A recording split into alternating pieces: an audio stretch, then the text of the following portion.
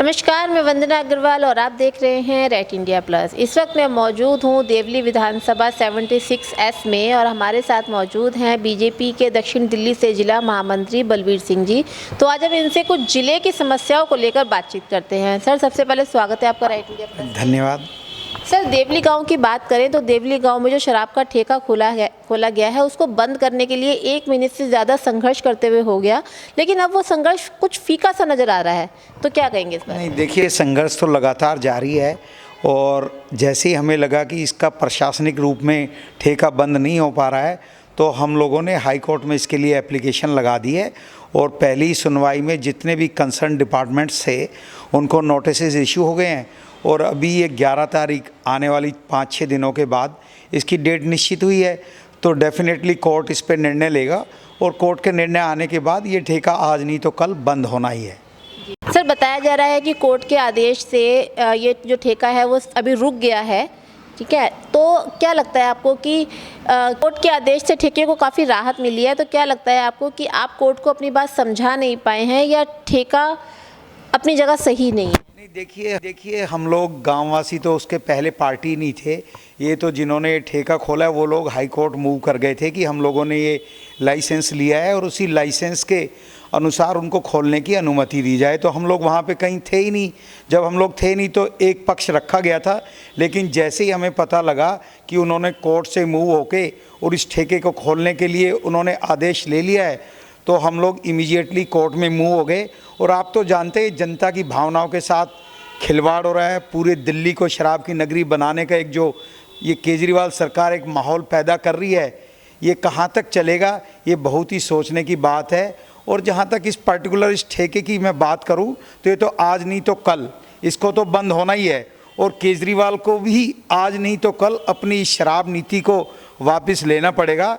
दिल्ली की जनता को और ख़ासकर इस संगम विहार की जनता को शराब नहीं चाहिए, उनको यहाँ पे रोड चाहिए, उनको यहाँ पे सीवर लाइनें चाहिए, उनको यहाँ पे पानी चाहिए।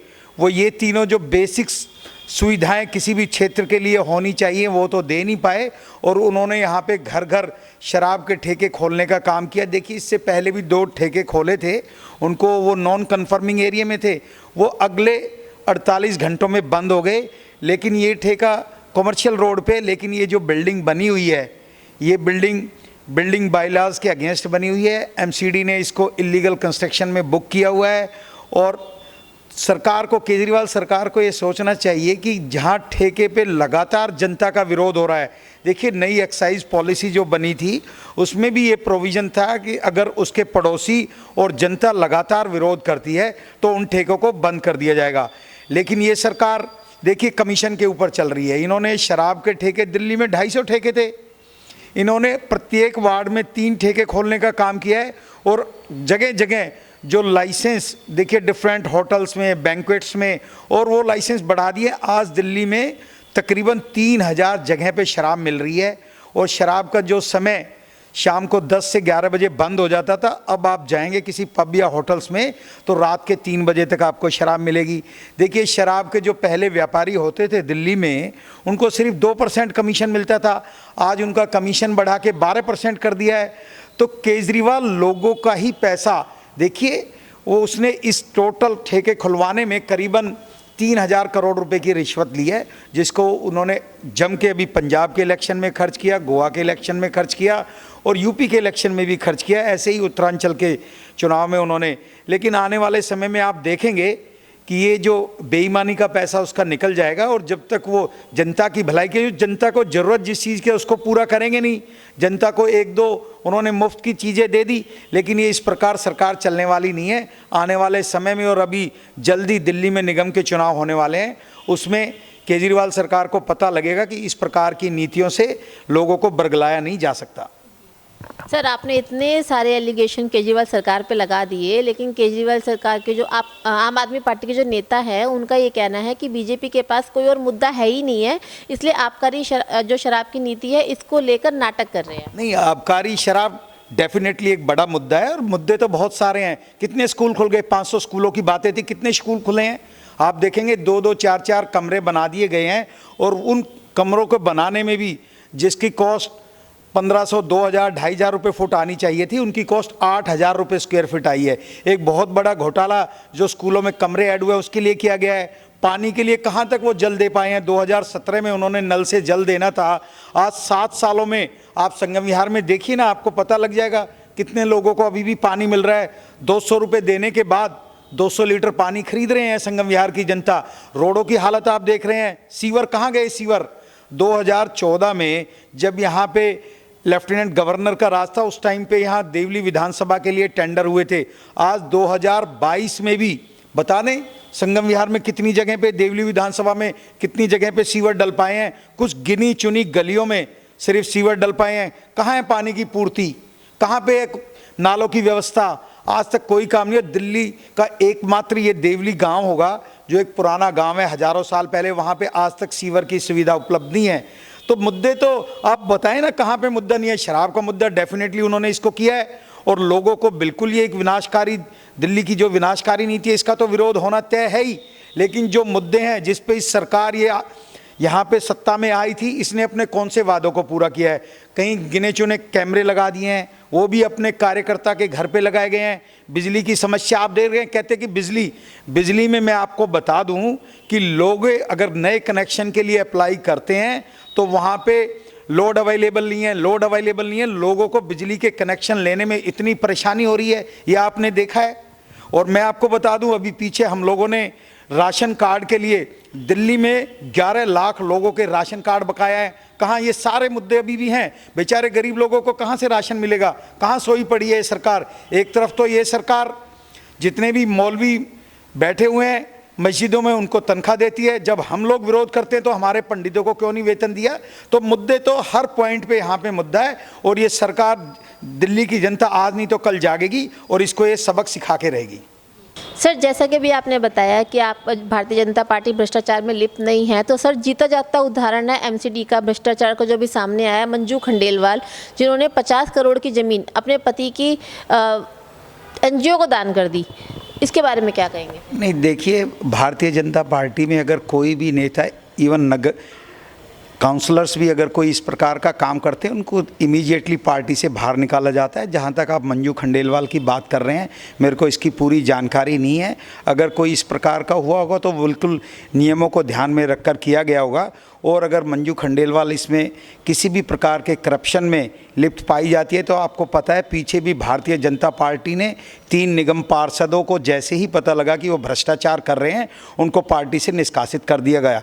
लेकिन बड़े दुख की बात है कि जो तीनों पार्षदों में से एक पार्षद पूजा मदान को, यही जो आप पार्टी है, इन्होंने उसको दूसरे दिन उसको आप पार्टी में सम्मिलित कर लिया था। तो भारतीय जनता पार्टी के यहाँ पे करप्शन का कोई टॉलरेंस नहीं है, 0 टॉलरेंस नीति पे भारतीय जनता पार्टी काम करती है।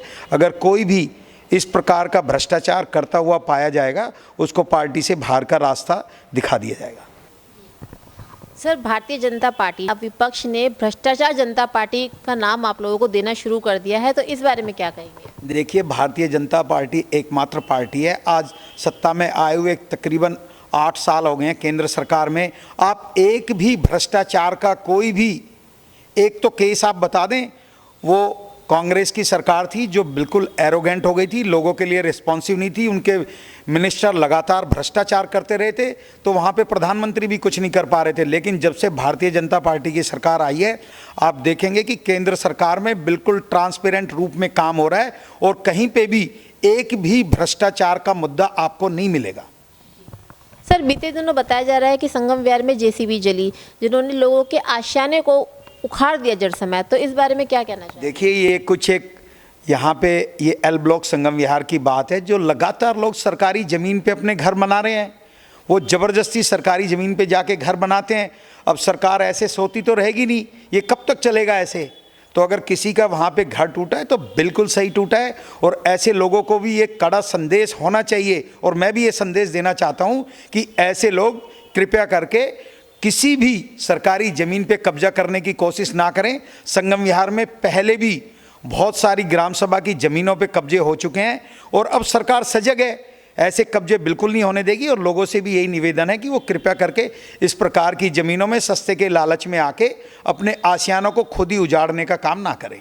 लेकिन सर वहाँ की जनता का कहना है कि जो ज़मीन पे वो रह रहे थे उनकी तो बाकायदा रजिस्ट्री है, उन्होंने पैसे दे के वो ज़मीन खरीदी है। देखिए पैसे दे के कितने रेट में उन्होंने खरीदी है। संगम विहार में रेट 50,000 रुपये गज है, कोई बताएगा कितने रुपए गज ली है। और किसी भी आदमी को कोई भी प्लॉट खरीदने से पहले उसकी स्वयं की जिम्मेदारी बनती है कि वो उसकी अच्छी तरह जांच पड़ताल कर ले। यहाँ पे पटवारी बैठे हुए हैं, एसडीएम बैठे हुए हैं, तो वो लोग क्यों नहीं जाके उनसे पूछते कि जो प्लॉट वो खरीदना चाह रहे हैं क्या वो सरकारी ज़मीन पे है या किसी उसका मालिकाना हक किस प्रकार का है। अब कोई आदमी कोई गलत नंबर दे के रजिस्ट्री करा ले और जो एक्चुअल फिजिकली अवेलेबल लैंड है वो सरकारी लैंड है, तो उस रजिस्ट्री की क्या वैल्यू है, ये आप समझ सकते हैं। तो ये इसी प्रकार की रजिस्ट्रियाँ कोई अगर हुई होगी तो उस पर जो खसरा नंबर दिया होगा वो किसी एक्चुअल किसी की ओनरशिप का खसरा होगा, लेकिन जहाँ पे उन्होंने मकान बनाया है वो सरकारी ज़मीन है और इसीलिए प्लॉट्स तोड़े गए हैं।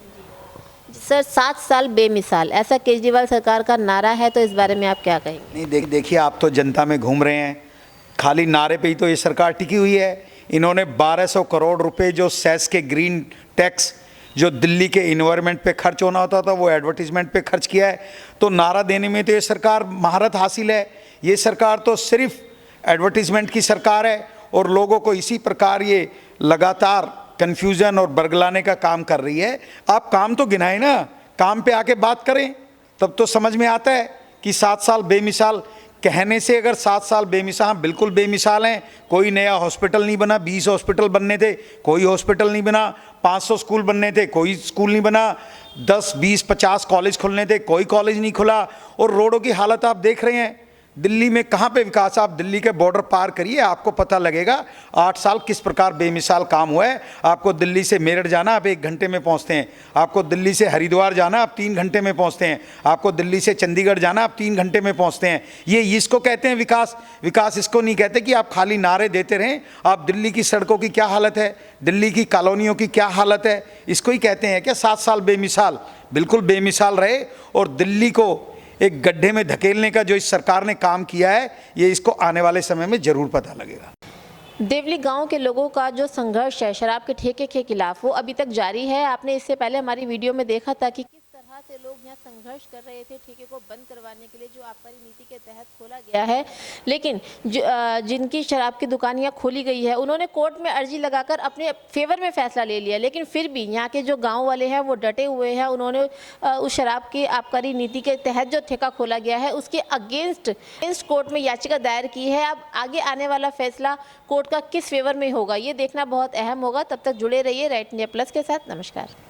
इस वीडियो को लाइक करें, हमारे चैनल को सब्सक्राइब कर बेल आइकन जरूर प्रेस करें हमारी न्यू वीडियोस